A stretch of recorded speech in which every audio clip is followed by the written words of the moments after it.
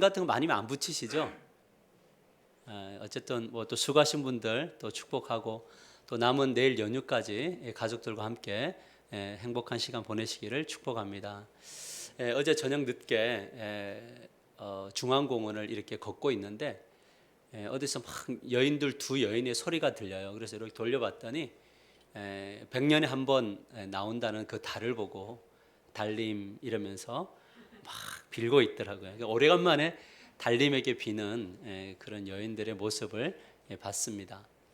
예전에 이 과학이 발달되지 않았을 때에는 달이 굉장히 신비한 존재고 태양이 신비한 존재라는 것을 믿었기에 태양과 달을 믿는 그런 토속 신앙이 있었습니다. 그러나 이 현대 과학이 이제 발달되어서 달이라는 것은 하나의 행성이고 태양도 하나의 행성이다라는 것을 알았음에도 불구하고 사람들은 알면서도 뭐냐면 어쨌든 우리의 삶이 평안하기를 원하고 우리 딸의 건강을 놓고 기도하더라고요. 건강을 놓고 기도하는 그 모습을 보면서 사람은 참 어리석으면서 동시에 뭐냐면 무엇인가로도 붙들고 싶을 때 붙잡고 이를 원하는구나, 그런 생각을 갖게 하는 모습이었습니다.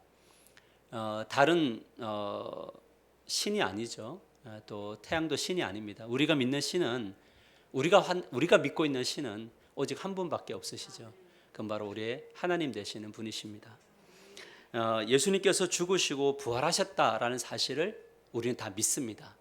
그래서 이 명절날 때로는 또 빨리 차를 타고 올라와서 이렇게 예배를 드리고 있는 것이고, 피곤한 육신을 이끌고서도 예배하는 이유는 무엇이냐? 하나님은 그리스도는 살아계셨고 그리스도는 우리를 위하여 죽으셨고 부활하셨다고 하는 그 믿음이 우리들에게 있기 때문에 이 자리에 있는 것이죠.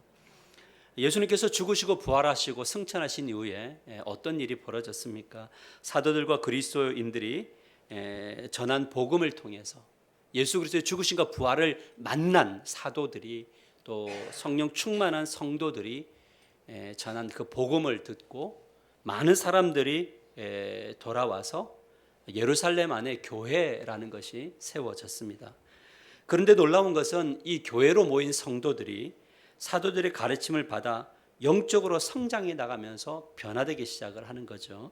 우리가 잘 알고 있는 말씀이지만 사도행전 2장 41절과 42절 우리 같이 한번 크게 읽읍시다. 시작. 그 말을 받은 사람은 세례를 받음에 이날에 신도의 수가 3,000이나 더하더라. 그들이 사도의 가르침을 받아 서로 교제하고 떡을 떼며 오로지 기도하기를 힘쓰니라. 예수를 믿겠다고 온 사람들이 힘썼어요. 온전히 집중하며 힘썼어요. 뭘 힘썼냐면 사도들의 가르침을 받는 것에 힘썼고 또 교제하는 일에 힘썼고 떡을 떼며 성찬하는 일에 힘을 썼어요. 기도하는 일에 힘을 썼어요. 여러분, 교회 성도들이 하나님을 믿는 믿음을 가질 때 우리가 힘써야 될 게 뭘까라는 거예요. 그것은 바로 뭐냐면 배우는 일에, 교제하는 일에, 성찬에 참여하는 일에, 기도하는 일에 힘을 써야 되는 거죠. 그럴 때 그들이 뭘 받았냐면 그들 역시 3,000명 모두가 성령의 충만함을 받고 그것을 유지하며 성령의 인도하심을 따라 살아갔다라는 거예요. 그런데 이 교회를 통해서 더 놀라운 일이 일어난 것은 성령 충만한 그 공동체 안에 어떤 일이 놀라운 일과 기적, 표적과 기적이 막 일어나는 겁니다. 더 나아가서 사람들이 자신의 소유를 하나님의 주권으로 앞에 내어놓으며 필요한 사람들에게 나눠주면서 어떻게 보면 이 땅에 하나님의 나라, 천국이 가시적으로 구현되는 역사가 일어나게 되는 거죠. 세상을 돌아보니까 이기적이고 자기밖에 모르고 자기의 일을 위해서 모든 사람들을 짓누르는 그 세상 속에서 그들이 한 번도 보지 못했던 교회의 모습을 보았을 때에 세상 사람들은 나도 저들이 믿는 그리스도를 믿기로 결단한다 하고 더 많은 사람들이 또 돌아오고, 그래서 성경은 이렇게 말하죠. 날마다 구원받는 사람들이 더해졌다라는 것을 말씀하고 있습니다. 여러분, 예수님을 믿는다는 것은 이렇게 예수님의 성령 충만한 공동체가 되어질 때 그곳은 또 다른 이 땅의 가시적인 천국으로 변화된다는 사실을 믿으시기를 바랍니다. 우리 교회가 그리는 그림은 바로 이 땅 가운데 이런 교회가 되는 것이고 우리는 그것을 추구해 왔고 앞으로도 추구하게 되기를 주님의 이름으로 간절히 축복합니다. 그러나 항상 교회에 좋은 일만 있었던 것은 아니라 그들에게 예상치 못했던 일들이 발발하게 되는 거죠. 그것은 바로 사도행전 9장 1절에서 2절에 그 내용이 나와 있는데, 사울이 주의 제사장들에 대하여 여전히 위기와 위협과 살기가 동등하여 대제사장에게 가서 다메섹 여러 회당에 가져갈 공문을 청하니, 이는 만일 그 도를 따르는 사람을 만나면 남녀를 막론하고 결박하여 예루살렘으로 잡아오려 함이라, 이렇게 말합니다. 천국의 공동체와 같은 이대로였으면 좋겠다라고 하는 그곳에 살기의 위협이 들어오게 되고, 남녀와 모두가 다 결박해서 잡혀가는 일들이 일어나게 된다는 거죠. 예루살렘 교회에서 이 박해로 인해서 예루살렘 교회는 흩어졌어요. 어떤 사람들은 아프리카로, 어떤 사람은 소아시아로, 어떤 사람은 로마로, 어떤 사람은 우리가 알지 못하는 어떤 곳으로 다 흩어지게 되었다라는 거죠. 여러분, 행복했던 그 시간들에 대한 추억들, 또 내가 가지고 있던, 내가 만나야 될 가족들, 내가 누려야 했던 모든 것들을 놓고 다 흩어져야 되는, 어떻게 보면 불행이라고 하는 곳으로 가게 되는 겁니다.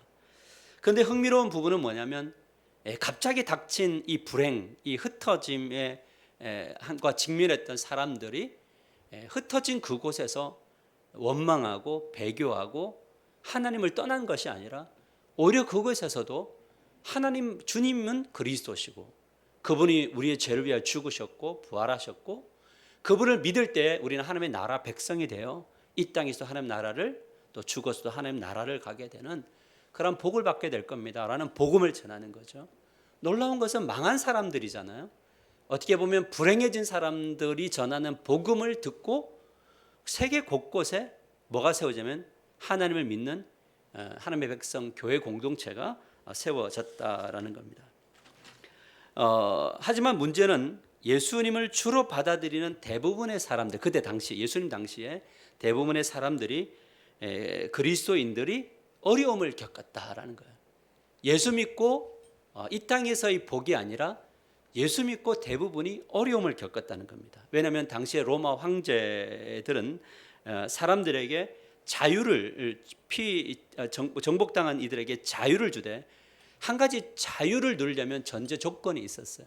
그것은 바로 뭐냐면 황제만이 주 되십니다. 이 온 땅에 주는 오직 한 분밖에 없다. 그것은 바로 황제인 나다. 나를 주로 믿어야 한다. 그러면 이 고백이 있으면 뭘 주냐면 자유를 주는 거죠. 그래서 이 고백한 사람은 많은 혜택을 누리면서 살아갔습니다. 그러나 그래서 인생의 관심사가 무엇을 먹을까, 입을까, 마실까에 집중된 사람들은 대부분 다 뭐냐면 그를 주로 하고 고백했고, 그 대신에 자유를 노래가는 만큼의 어떤 일을 누리면서 살아갈 수 있었습니다. 하지만 인생의 관심사가 하나님화되어진 사람들, 하나님의 관점으로 이 세상을 바라보는 사람들, 소위 말해서 믿음을 가진 사람들은, 우리 인생의 주인은 그리스도밖에 없기 때문에 그 앞에서 뭐 할 수 없었어요? 그를 주라고 고백하며 엎드릴 수 없었다라는 겁니다. 그래서 당시에 많은 그리스도인들이 세상 속에서 할 수 있는 일들이 극히 제한되었다라는 거예요. 저는 이것을 자발적 고난으로의 참여다, 이렇게 말하고 싶습니다. 여러분, 이 부분을 잘 보여주는 그 인물이 사도행전 18장이 나오는데, 1절에서 3절을 보면, 그 후에 바울이 아덴을 떠나 고린도에 이르러 아굴라라 하는 본도에서 난 유대인 한 사람을 만나니, 글라우디오 황제죠. 그러니까 모든 유대인을 명하여 로마에서 떠나라 한 고로, 그가 그 안에 브리스길라와 함께 이탈리아로부터 새로 온지라. 바울이 그들에게 가매 생업이 같으므로 함께 살며 일을 하니, 그 생업은 천막을 만드는 것이다, 이렇게 이야기하고 있죠. 이 아굴라는 본도 사람이죠. 우리가 사도행전 2장 8절에서 9절에 보면 성령이 임할 때 많은 각계에 흩어져 있던 유대인들이 유월절을 지키려고, 오순절을 지키려고 올 때에 그때 본도라고 하는 사람들 중에서도 왔어요. 아마 우리가 좀 유추해 보건대 이 아굴라는 본도 사람으로서 로마에서 유대로 왔다가 그때 사도들이 전하는 각 나라 언어로 전하는 복음을 듣고 예수를 만났을 가능성이 많이 있습니다. 그래서 이 부부가 함께 예수 그리스도를 주로 받아들이게 했는 거죠. 근데 이 브리스길라는 원래 로마의 귀족 가문의 딸이거든요. 브리스가라고 하는 가문의 딸인데, 이 사람이 유대인과 결혼을 해서 이들은 원래 천막 사업을 했단 말이죠. 그러니까 로마인이다가 천막 사업을 했으니까 얼마나 가문도 좋으니까 얼마나 많이 번창했겠습니까? 그런데 이들에게 주어진 건 뭐냐면 예수 그리스도의 주되심을 부인해야지만 이걸 유지할 수 있다라는 어떤 협박이 들어올 때 이들은 기꺼이 모든 그 부와 명예와 이 모든 것들을 던지고 자발적 고난의 길, 나에게 있어서 예수는 주는 그리스도밖에 없습니다라는 것으로 뛰쳐나온 그런 인물이었다라는 거죠. 여러분, 예수님을 믿는다는 것은 부하든 가난하든 어떤 상황 속에서도 예수 그리스도의 주되심을 인정하는 것이 그리스도인이다라는 것을 오늘 이 시간 잊지 않게 되기를 주님의 이름으로 간절히 축복합니다. 우리가 잘 될 때만 주님은 주님이시다가 아니라 우리가 정말 자발적 고난으로 결단해서 갔을 때 우리가 그동안 들어왔던 어떤 신념, 우리가 주님을 위해서 주되심을 인정하고 고난으로 가면 주님이 우리를 더 부하게 하실 것이다. 굳이 이 공식이 통하지 않더라도 자발적 고난이 그대로 연이어지더라도 예수 그리스도는 우리의 주님이시다.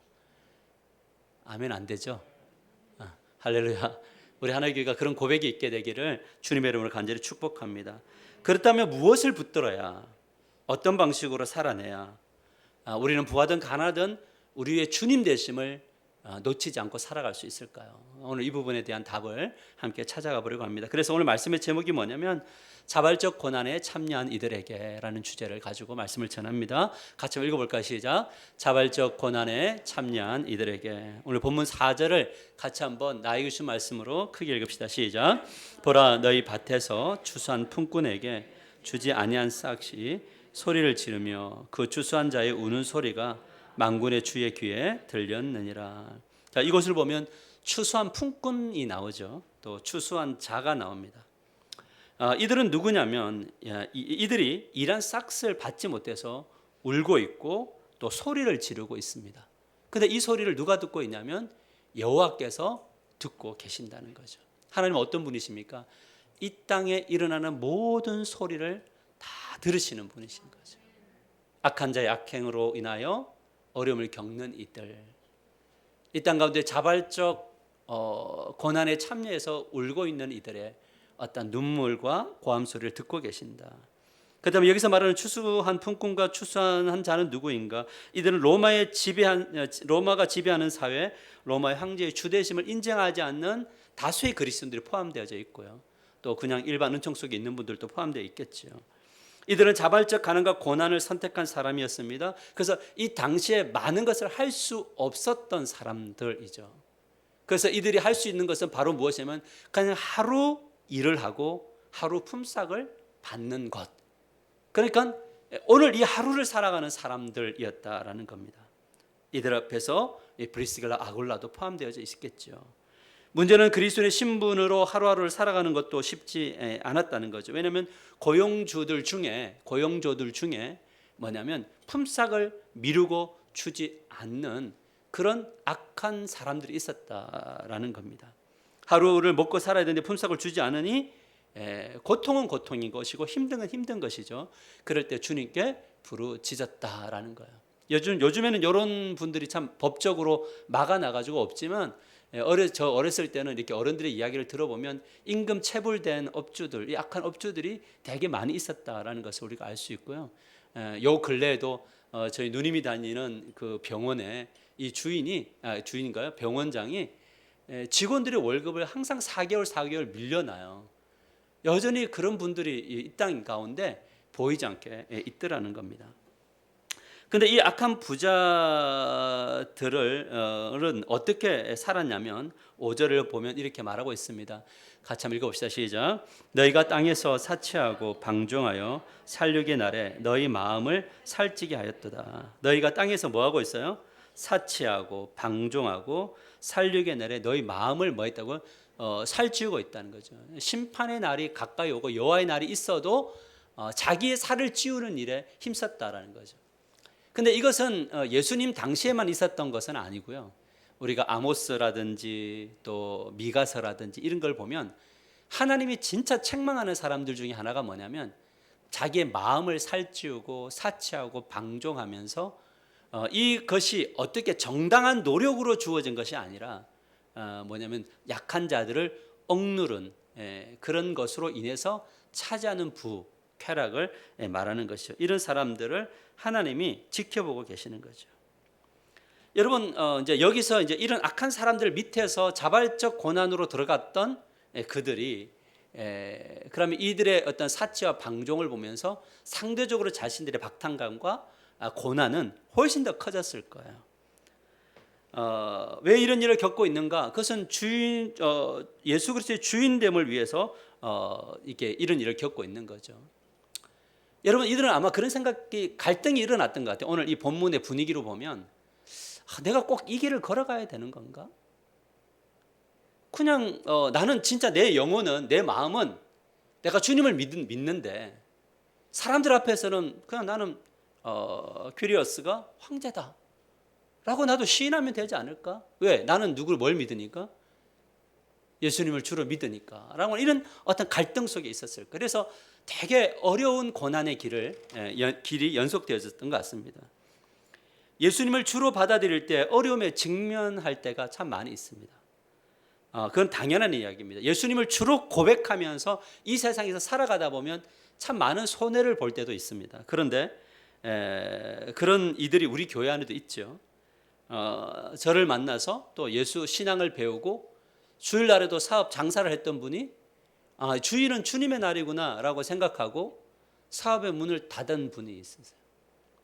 내가 아직까지 물어보지는 않았는데 문 닫고 어땠습니까? 한번 좀 물어보려고 하는데 아무래도 문 닫았을 때 소득은 줄어들었을 수도 있겠다라는 생각이 들고요. 어떤 분은 부자가 되는 것을 포기하고 직원들의 복지를 위해서 자발적 희생과 자발적 함께하는 공유하는 그런 분들도 있었죠. 어떤 일은 주말에 놀러 가는 것을 내려놓는 분들도 있고 지방에 내려갔다가 본교회에 와서 주일 성수하겠다고 하는 그런 분들도 있습니다. 또한 물질의 주권을 인정하며 사실은 오늘 하루 살아가기 되게 빠듯한데 11조를 결단하고 주님 앞에 내어놓아 그 11조의 정신이 흐르는 일에 동참하는 그런 이들도 있는 거죠. 가끔 생각하다 보면 꼭 이렇게 해야 되는가, 이렇게 살아야 되는가 라고 하는 그런 고민과 갈등이 있을 것입니다. 이 모든 것들이 왜 이렇게 결단하게 됩니까? 그것은 예수 그리스도를 주인으로 인정했기 때문에 가능한 이야기죠. 문제는 삶이 어려질 때 견디기 힘든 순간과 직면할 때 예수님을 주인으로 인정하는 것이 굉장히 어렵다라는 거죠. 점점점 어려워져 갈 때, 예수 그리스도를 주로 믿으며 나갈 때 점점점 어려워져 갈 때 우리에게 뭐가 되냐면 갈등이라는 것이 생기게 되더라라는 거죠. 아마 어쩌면 여러분의 이야기가 아닌지도 모르겠지만 아마 이때 당시에는 그랬었습니다. 다른 사람은 주일에 장사를 해서 다 돈을 잘 벌기도 하고 또 주일 예배에 참여하지 않아도 되고 다들 일처럼 어떤 즐길 수 있고 또 때로는 11조 헌금을 하지 않아도 잘 살아가는 이들을 볼 때에 우리는 어떤 생각이 드냐면 내가 굳이 이 일을 해야 되는가라고 하는 그런 갈등이라는 것이 생기게 되는 거죠. 이런 갈등이 올 때 성경은 어떻게 우리를 위로하고 우리 이 연단을 이겨나가게 할 것인가를 말해주고 있습니다. 그래서 야고보는 하나님의 주권을 인정하고 자발적으로 고난을 택한 사람들에게 어떤 말로 위로하느냐, 두 가지로 오늘 본문을 위로하는데 첫 번째가 뭐냐면 이렇게 말하고 있습니다. 불의한 세상은 반드시 심판을 받을 것이라고 말씀하신다. 우리 같이 읽어볼까요? 시작. 불의한 세상은 반드시 심판을 받을 것이라고 말씀하신다. 우리 1절에서 3절을 같이 한번 읽어보십시다. 1절에서 3절 시작. 들으라 부한 자들아, 너희에게 이 말 고생으로 말미암아 울고 통곡하라. 너희 재물은 썩었고 너희 옷은 좀 먹었으며 너희 금과 은은 녹이 쓸었으니 이 녹이 너희에게 증거가 되며 불같이 너희 살을 먹으리라. 너희가 말세에 재물을 쌓았도다. 여러분 하나님은 어떤 분이시냐면 사치와 방종 그리고 마음을 살찌는 부자들을 평가하시는데 그 부자들과 함께 그들이 가진 물질을 평가하는 건데요. 그 물질이 뭐라고 이야기합니까? 재물이 뭐했다고요? 썩었고, 옷이 뭐했고, 좀 먹었고, 은과 금이 녹슬었다라고 하는 이 동사들이 다 뭐냐면 미래에 있을 것들이 아니고요. 완료형으로 되어져 있습니다. 그러니까 처음부터 지금까지 재물이 뭐하냐면 하나님 보시기에는 다 엉망이고 썩었고 부패되어져 있다라고 평가하시는 거죠. 이것은 영적으로만 볼 수 있는 평가입니다. 우리는 사람들이 많은 것을 가지고 많은 것을 누리면 되게 복받았다라고 생각할 수 있습니다. 그러나 하나님이 보실 때 그 재물을 진짜 복된 재물이 있을 수 있고요. 또 때로는 썩은 좀이 먹은 그런 재물일 수 있다라고 하는 거죠. 이 평가가 중요한 겁니다. 많은 사람들은 그런 생각을 합니다. 평가가 중요하지 않다. 지금 나에게 얼마나 있는 것이 중요하냐라고 생각을 하죠. 그것 때문에 불의를 저지를 수 있고 억압할 수 있고 그 일을 가지고 사치하고 방종하며 자기만을 위하여서 살아갈 수 있는 거죠. 그래서 결국 이런 자들에 대해서 하나님이 무엇을 하면 결국 하나님은 심판하실 것이다 이렇게 말씀하고 있습니다. 그래서 구약 성경에 보면 불의한 부자들에 대해서 하나님이 계속적으로 이야기합니다. 심판할 거다라는 거죠. 여러분 이것이 사실이라면 우리는 이 불의한 부자들에 대한 부러움이 없게 되기를 주님의 이름으로 간절히 축복합니다. 불의한 부자들에 대한 부러움이 없게 되기를 원하고 그 재물 안에 좀과 동록이 있고 녹슬어 있고 썩어져 있다는 그런 하나님의 관점으로 볼 때 내가 진짜 부러워야 될 대상이 누구인가라고 생각할 때는 멋진 부자들은 부러워하시면 좋을 것 같습니다. 그러나 멋지지 않는 부자들은요 별로 부러워하지 마세요.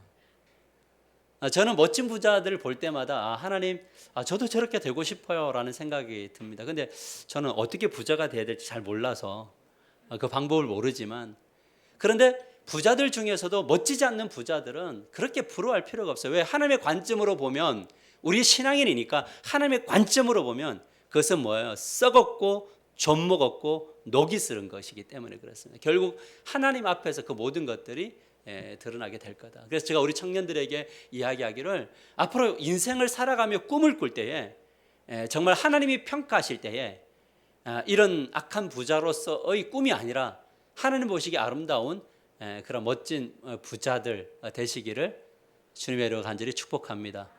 아멘 하는 친구들만 부자 되라.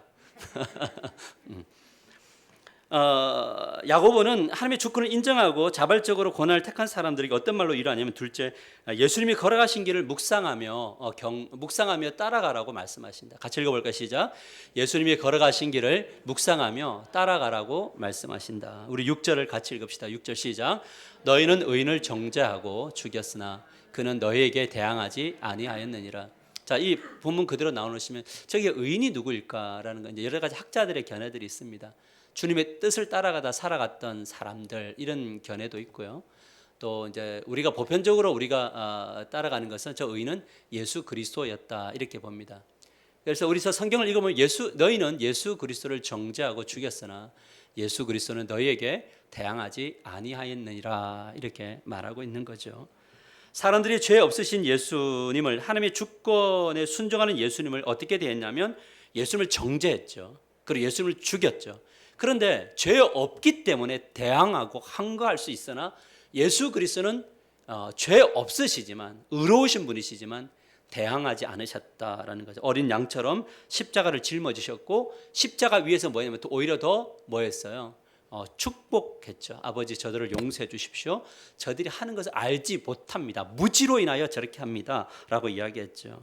그러나 예수님이 이런 정죄하거나 대항하지 않았던 이유 중에 하나는 무엇이냐면 예수님의 관점은 이 땅에서의 삶이 전부가 아니라 지금 이것이 전부가 아니라 내가 죽는 이유 내가 부활을 위한 것이고 내가 죽는 이유 저들을 위한 것이고 내가 죽는 이유 승천한 이후에 재림하여 이들 모두를 영원한 하나님의 나라로 인도하기 위한 십자가였기 때문에 기꺼이 대항하지 않았다라는 것을 말씀해 주고 있습니다. 여러분 그리스도인은 어떤 존재입니까? 이 땅에 살지만 이 땅에 속해 있는 자들은 아니죠. 아멘인가요? 우리가 이 땅에 살지만 이 땅에 속해 있는 자들은 아닙니다. 이것을 놓치면 우리의 삶의 방향성이 흔들리게 되고 방향성을 잃게 되는 겁니다. 우리의 눈물, 우리의 고통, 우리의 아픔, 우리의 좌절은 항상 이 땅의 것에 집중하면 찾아오는 것입니다. 그러면 이 땅의 것은 아무것도 아닙니다. 이 땅의 것들도 소중하지만 우리를 지배할 신앙의 내용은 이 땅이 아니라 영원한 하나님의 나라이어야 한다라는 것을 말씀해 주고 있습니다. 왜냐하면 우리의 시민권은 어디에 있어요? 3장 빌립보서 3장 20절 상반절에 이렇게 말합니다. 그러나 우리의 시민권은 어디에 있다고요? 하늘에 있습니다. 아멘인가요? 우리의 시민권은 영원한 하나님의 나라에 있는 거죠. 그래서 지금 우리가 살아있는 자나 죽어있는 믿고 죽은 자들은 결국 영원한 하나님 나라로 인도하실 거죠. 그렇다면 이 나라는 언제 가게 되느냐? 그것은 예수님의 재림과 함께 이 영원한 한 나라로 가게 되어진다. 그래서 빌립보서 3장 20절을 세번역 성경으로 다시 읽어보면 이렇습니다. 같이 읽어볼까요? 시작. 그러나 우리의 시민권은 하늘에 있습니다. 그곳으로부터 우리는 구주로 오실 주 예수 그리스도를 기다리고 있습니다.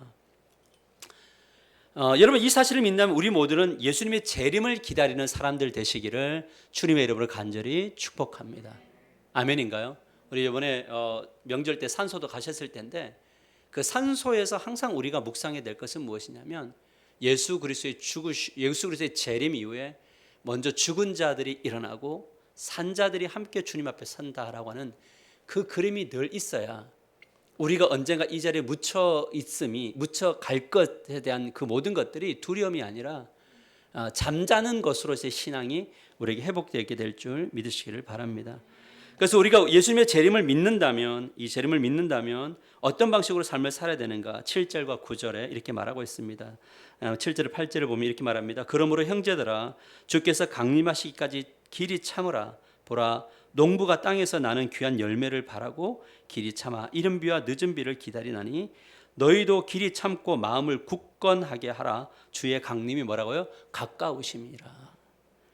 주님의 재림은 믿는 우리들에게 필요한 것은 마치 농부가 땅에서 귀한 열매를 바라는 것처럼 기다려야 된다. 그럴 때에 이른 비와 늦은 비를 받아 누려 열매를 맺게 된다라는 것을 말하고 있습니다. 여러분 우리 신앙 생활할 때 필요한 것이 뭐냐? 자발적 고난에 참여한 이들에게 필요한 것이 뭐냐? 길이 참는 인내가 필요하다라는. 근데 사실 이 인내는 우리의 것은 아니에요.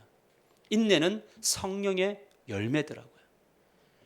우리가 주님의 재림을 기다리면서 오늘 이 현재를 하나님의 나라로 살아가려면 이 부활이 우리 전에 김 목사님이 말했던 것처럼 오늘 이 현재의 부활이 되고 또 나중에서의 부활이 되기를 하려면 우리에게 지금 이 땅에서 인내가 필요한데 이 인내는 우리의 것이 아니더라.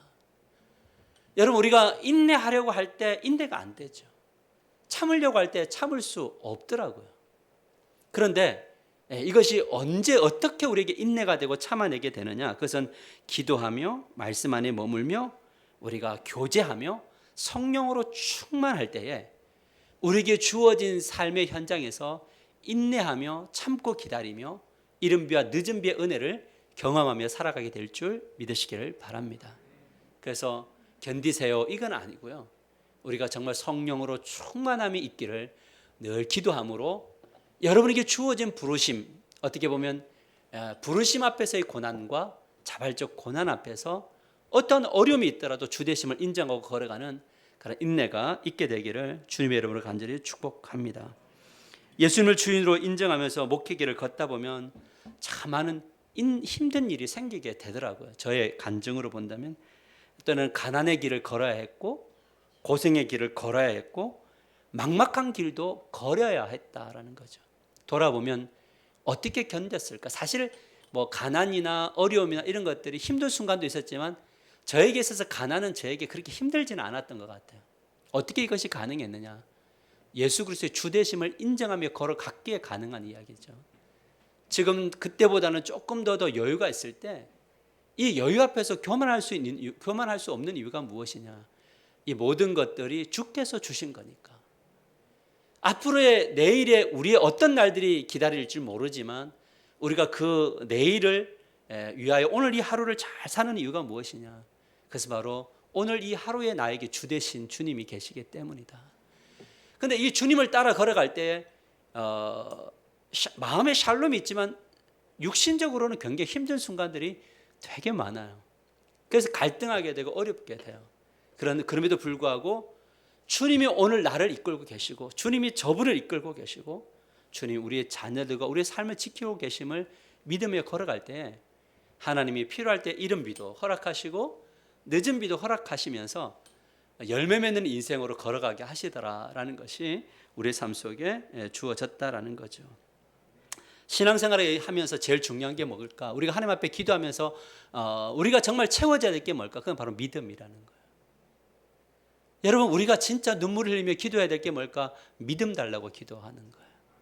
믿음이란 무엇입니까? 하나님이 언제나 오르십니다 라고 하는 주권 이양이죠. 우리는 그동안 들어오면서 많은 이야기 들었잖아요. 우리가 결단하고 걸어가면 자발적 고난으로 그러면 하나님이 이 모든 거 반진시켜서 잘 살게 할 거다라고는 그런 말을 믿고 갔는데 한번 그렇게 해보니까 뭐 늘 같잖아요. 그럴 때에도 우리는 뭐냐면 믿음이 필요하더라고요. 어떤 믿음은 주님은 오르십니다라는 거. 왜 나는 저 사람처럼 안 됩니까? 이 고백이 사라지게 되는 거예요. 그냥 오늘 나에게 주어진 이 날, 나에게 주어진 이 분깃 안에서 나는 샬롬을 누리고 하나님의 나라를 누리며 살아가는 이런 삶이 주어질 때에 고난이 올수록 우리는 주님의 재림을 더 사모하게 되는 놀라운 일들이 일어나게 될 줄 믿으시길 바랍니다. 그래서 주님의 진짜 오심. 그래서 성경의 마지막 구절에 뭡니까? 요한계시록 마지막 구절이 뭐죠? 주 예수여 어서 오시옵소서. 은혜가 되던가요? 주님 오늘 오실 게 은혜가 되시나요? 그러나 우리가 정말 주님 안에서 믿음이 있으면 뭐냐면 주 예수님 어서 오시옵소서라는 그런 일들이 일어나게 되는 거죠. 우리가 모든 것들을 다 하려고 하는데도 불구하고 안 되는 그날들이 더해지고 더해질 때, 주님과 함께 동행할 때 어려움이 더해질 때 그분들에게 주어지는 선물이 뭘까? 그것은 주님, 제가 이 땅에 큰 미련이 없습니다.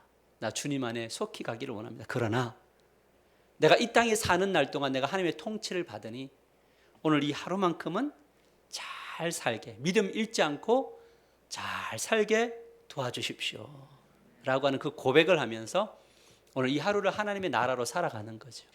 그럴 때 하나님의 놀라운 역사들이 나타나게 될 줄 믿으시기를 바랍니다. 오늘 보면 10절과 11절을 보면 형제들아 주의 이름으로 말한 선지자들을 고난과 오래 참음의 본으로 삼으라. 보라, 인내하는 자를 우리가 복되다 하나니 너희가 욥의 인내를 들었고 주께서 주신 결말을 보았거니와 주는 가장 자비하시고 긍휼히 여기시는 이시니라. 선지자들이 고난과 오래 참음이 우리에게 본이 되었다라고 합니다. 여러분들에게 선지자는 어떤 선지자가 본이 되시나요? 어떤 선지자를 보면 위로가 되나요? 아무 생각 없으신가요? 저는 예레미야를 보면서 진짜 위로를 많이 받습니다. 예레미야는 항상 이야기하기를 너희들 망할 거다를 이야기하고 바벨론에게 항복해야 된다라는 이야기를 했어요. 그러니까 많은 사람들이 얼마나 그를 미웠겠어요. 마치 제가 설교상에서 여러분 우리는 저 일본에게 항복해야 삽니다. 일본에게 항복하는 것이 하나님 뜻입니다. 좀 더 하면 북한에게 항복해야 됩니다. 그것이 하나님의 뜻입니다. 그럼 여러분 저를 어떻게 생각하시겠어요? 제가 이게 하나님께 받은 메시지입니다. 그럼 여러분 저를 어떻게 할까요? 나중에 저기 문자로 주세요. 목사님 저는 이렇게 할까요? 이렇게.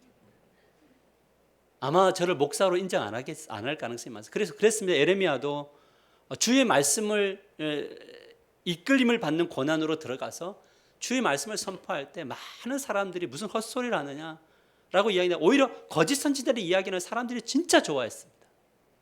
그리고 그를 막 옥에 가두기도 하고 뜰에다가 가두어서 막 구덩이에 파 묻으려고 하기도 하고 그렇게 몇 년을 그 신앙생활하면서 40년의 신앙생활을 했습니다.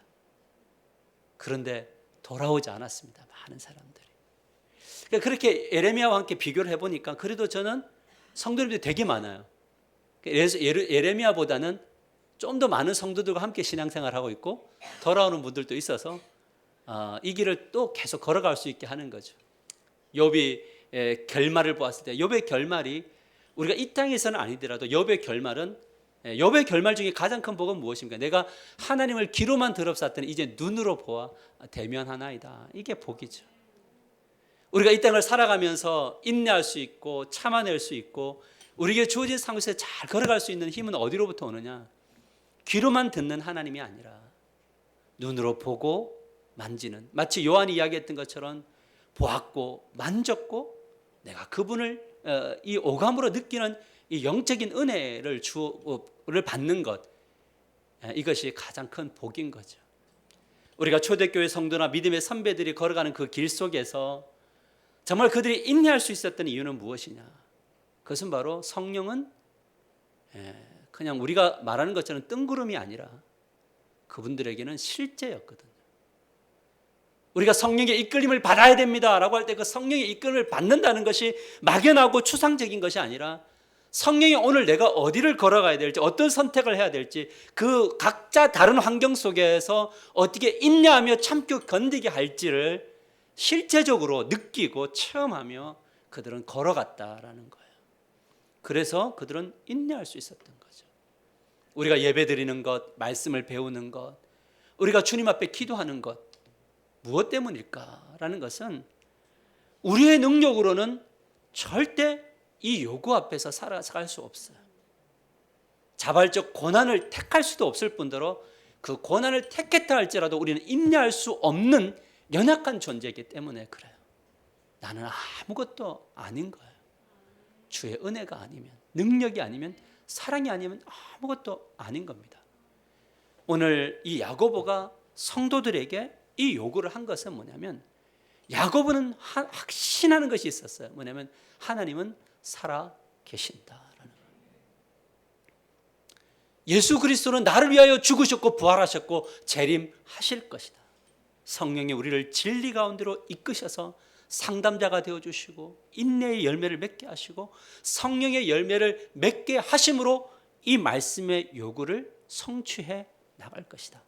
이 믿음이 있을 때만이 이것이 가능한 거죠. 그랬을 때 이것을 믿을 때에 인생의 방향이 바뀌는 거죠. 무엇을 먹을까, 입을까, 마실까로 염려하는 것이 아니라 내일은 내일에게 맡기며 오늘 이 하루를 어떻게 살아가야 됩니까? 마태복음 6장 33절 이렇게 말씀하고 있습니다. 같이 읽읍시다. 마태복음 6장 33절입니다. 그 뒤에 거요. 같이 읽읍시다. 시작. 그런즉 너희는 먼저 그의 나라와 그의 의를 구하라. 그리하면 이 모든 것을 너희에게 더하시리라. 할렐루야. 그래서 주님의 능력 받고 살아가는 우리 하나교회 가족들이 다 되시기를 주님의 이름으로 간절히 축복합니다.